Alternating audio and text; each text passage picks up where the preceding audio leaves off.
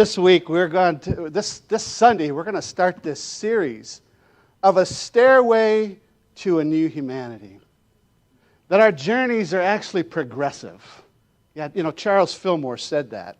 That we take this progressive journey from just thinking that all we are is this three-dimensional being to beginning to awaken step by step, ladder rung by ladder rung, day by day, to realizing that we're more than you can ever imagine. We really, truly are. Listen to what Charles Fillmore wrote back in 1913. It was also presented in Truth, Unity, and also presented in 1923. He writes, "The natural man perceiveth not the things of the Spirit. Man is a progressive being. He is born as an idea in God. He is born as a very unique idea, each one a unique idea. That idea must be brought forth, which is done through the natural until he comes back again to the spiritual." We're making our way back home in this progressive journey. Now we find the human race today in these two great stages, these two great phases of consciousness. Like students at school, the first or primary grade is the natural man, the three-dimensional man or woman. He, she sees the phenomenal as real, looks upon himself as having a body and parts and a personality. But as he or she comes into their spiritual nature, a change takes place. They begin to become the new human for our new day. And we're right there. He, she finds that these outer appearances are but representatives that there is a wider, a deeper, a higher man and woman, the spiritual man and woman.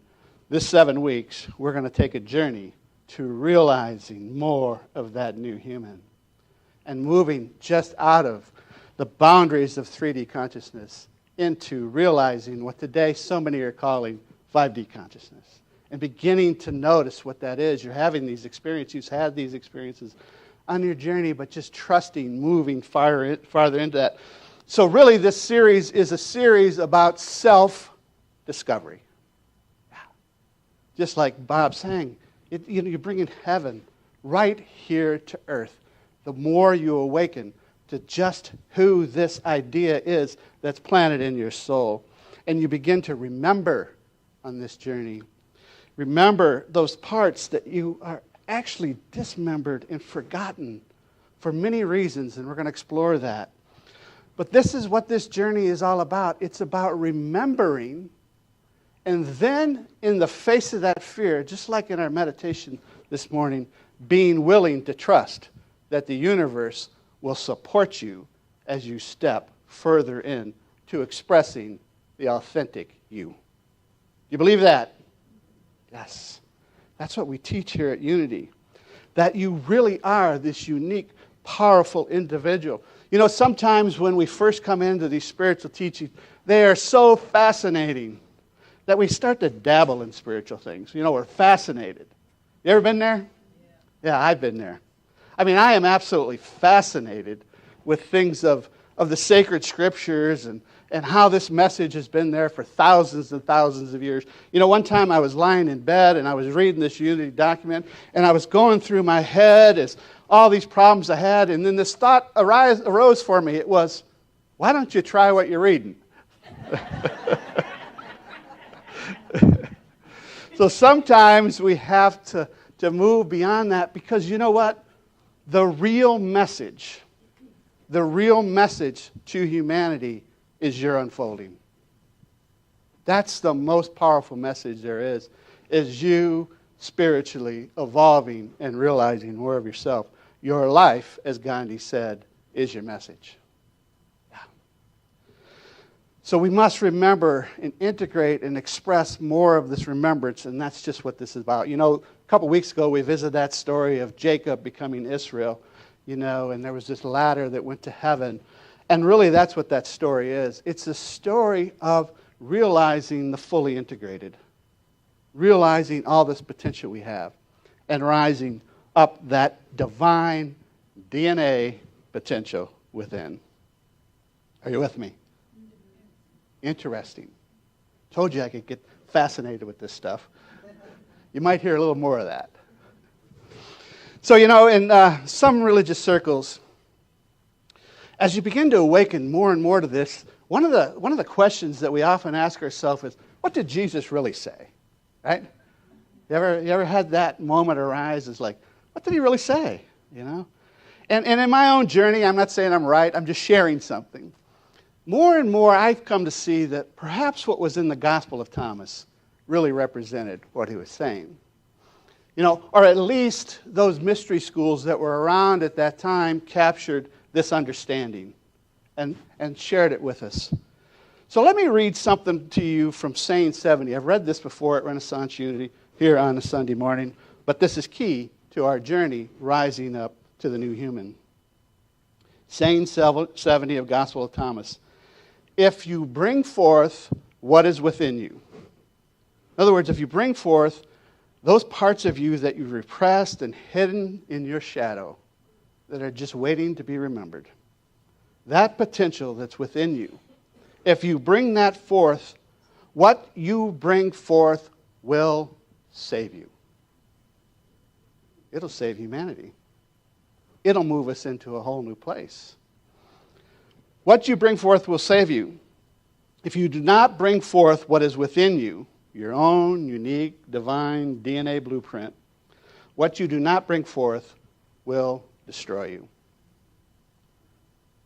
We are here in a progressive journey to continue to awaken to things about ourselves, our potential, beyond anything that we currently see of that potential. And when we begin to awaken to it, we've got to say yes. Yeah, there's going to be fear. Of course there's going to be fear, right? You've not been there before, right? When you journey someplace you've never been before, there's going to be fear. But you have to move anyhow. You have to begin to trust what your intuition is saying. I ask AI. I said, as we do these days, right? Yeah. I mean, let's be honest, right? Everybody's, wonder what AI thinks. So I've done this before on a Sunday morning. So I did this again. I said, AI, what do you think about that saying 70, that enigmatic saying of Jesus and saying 70? And this is what it says. This enigmatic saying, that you must bring forth what is within you, invites reflection on inner truth, self-awareness, and the transformative power of authenticity. It suggests that by expressing our true selves, we find salvation. While denying our inner essence leads to destruction. Whether interpreted spiritually or metaphorically, it underscores the importance of self-discovery and living in alignment with your deepest, true nature. You got to be you. And you got to discover more of who that is that's you, because it's going to continue to arise. We are on a journey. So here is the essence of week 1 of our 7-week series, where we're going to climb up each one of these steps to heaven, right? And bring it back here to earth in greater and greater ways. This is the key to number 1. Week 1. When you begin to remember, you begin to become aware of more of what makes you divinely unique and wonderful. And when you become more and more aware of something in your innate potential, you are being made aware of it for you to bring it forward for all of us. For all of us. Don't hold it back. It may even seem a little weird. The tribe even here at Renaissance Unity is not into that. Or they don't know about that. Or they haven't discovered that. Don't worry about the tribe, right? You have to transcend the tribe. Whether that's family, whether that's your current spiritual hangout, whatever it is. You've got to transcend the tribe and bring forth for all of us, so we all know that these are possible. So I'd like to introduce this morning a PowerPoint chart. If you could put that up there, Tone. So what we're looking at here this morning, what we're going to do in this 7-week series, we're going to take a journey, and you don't need to read all these yet. We're going to take a journey from 3D consciousness up to the new human, all right? Where we're going to work our way through the 3 chakras, get into our heart, and begin to realize more of this 5th dimension, right? This new humanity, where we must go. How many are noticing that is light blue and teal? Connie and John, would you stand up? Did you plan to wear that this morning? Do you know who made this rise? We're on the rise? John Carapello. Would you just give him some thanks?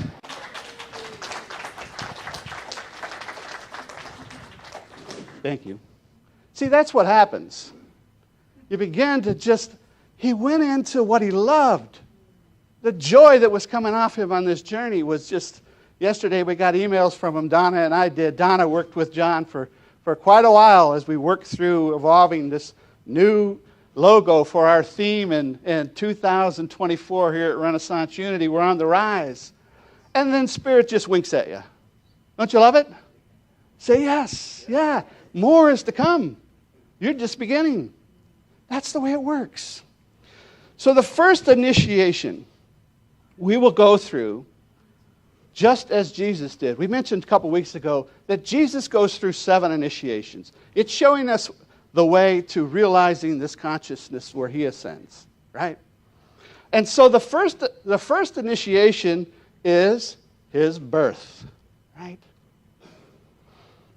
The first initiation and our first potential relates to the first day of creation in Genesis. So Jesus is born, and here is this one with all this potential who is to unfold it for all humanity, right? Yeah, he goes on this amazing journey through 7 initiations. But the first one is the birth of a divine idea. In Unity, that's what we see Jesus as, representing. He represents this divine idea, this full code, this DNA potential, or however you want to say it, that's within us, that's to be unfolded, right, as a human. And so what are the words that are said on the first day of creation? What did God say? Let there be light. Let there be light.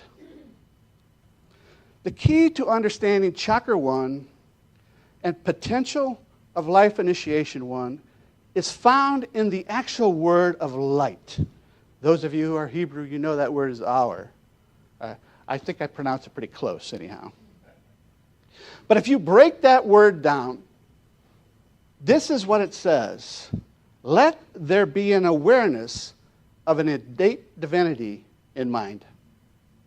Let there be an awareness of your divine potential in the one mind that is your mind. That's exactly what the word light means. On day 1, in the now moment, we see in Unity that when we say day 1, it's the now moment. It's the now moment. In this now moment, you have the potential to be conscious of all that is you. And so day 1, this divine idea is born in consciousness. Now here's the key. Marjorie, you need to listen to this one. As we rise up these 7 chakras, realizing more and more of our innate potential, we don't get to retire.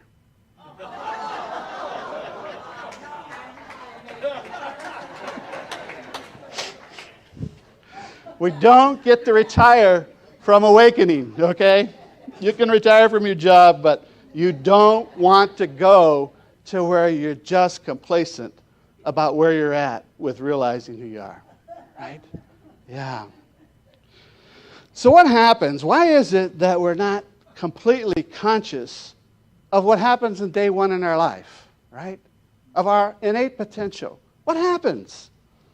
We begin to repress the truth of who we are based on fear that comes from being conditioned by others living in ignorance of the truth of their own day 1 experience. Are you with me? Yeah. And so then we do all these different things to try to be safe around those and try to be accepted around those and trying to survive, right?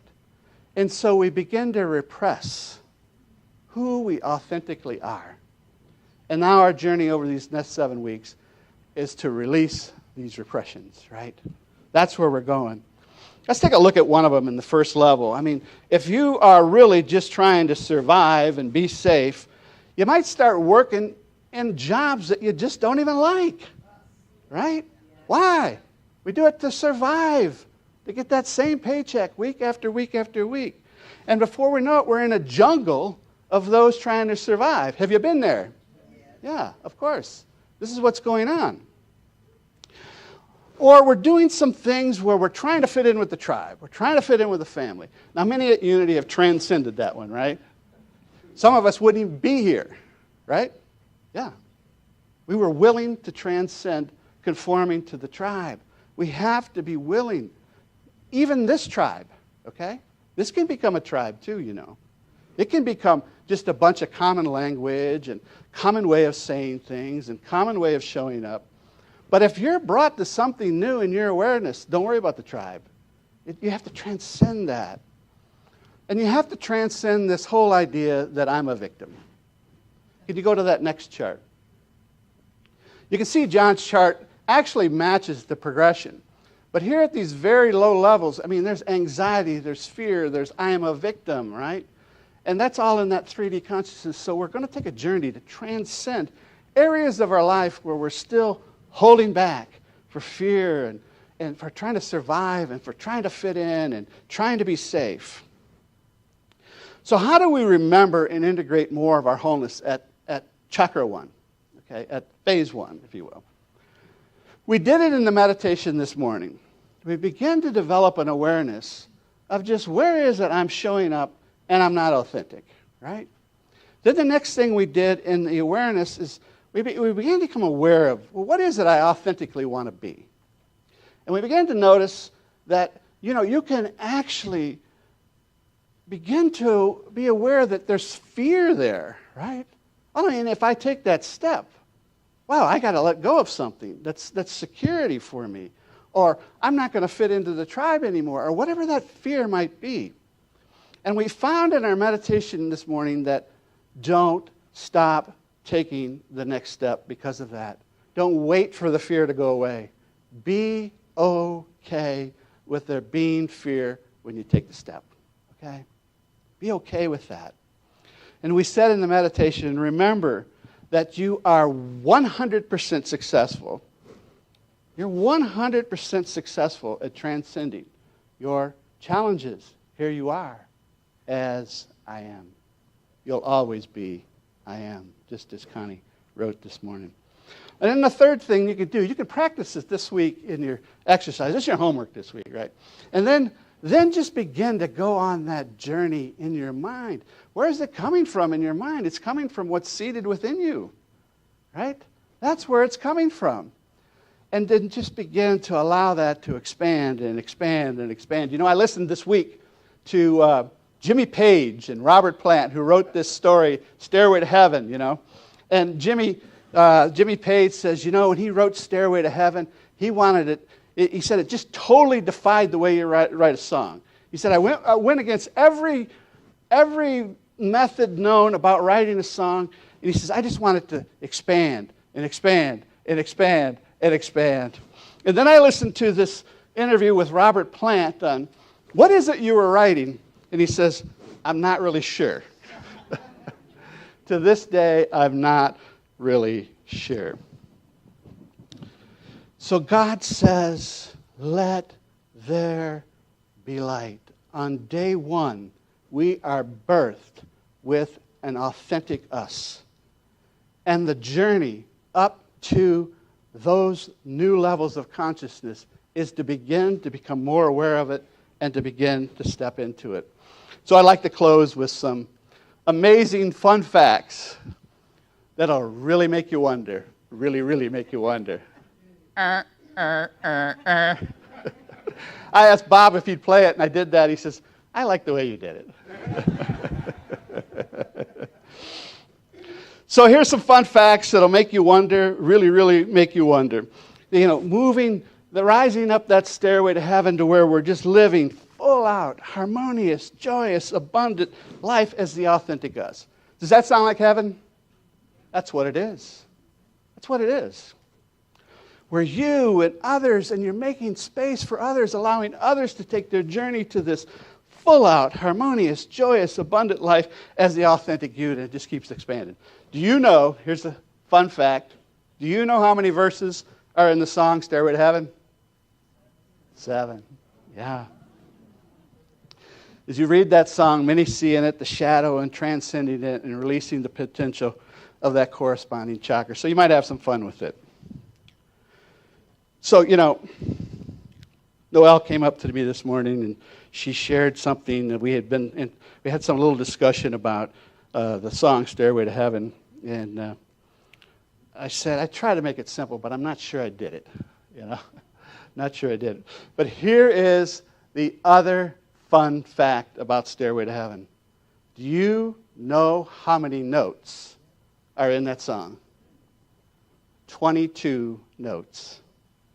It's the same number of Hebrew letters in the Hebrew alphabet. The Aleph Beit is source energy. All right? It's the same number of energies that wrote the creation story of the people, the animals, the plants, the locations of the 7 days of creation. The 22 letters are in you, and that is the DNA of creation. Every rabbi knows this. Jesus would have known that, right? That there's these energies that have been uniquely placed within you to unfold the authentic you. Now, my last fun fact, and then we'll wrap up this talk, okay? Here's my last fun fact. How many of you know Greg Braden? Yeah. Know of him. So, he wrote the book, The Divine Matrix, and several other books that are very New Thought-minded, and many in New Thought. In fact, I went to Westlake once, and he was at Westlake, right? So this is a man who is very in alignment with New Thought. And he's a scientist, and he's a mathematician, and he's a computer programmer. So he took human DNA, and he broke it down and ran it through this computer software that he developed to break it down.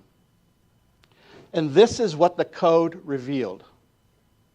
God eternally in the body. Day 1, God eternally in your body as the authentic you to unfold. So come during these next 7 weeks, and we're just going to release more and more and more, allowing ourselves to move into a greater expression of our authenticity. Namaste. Namaste.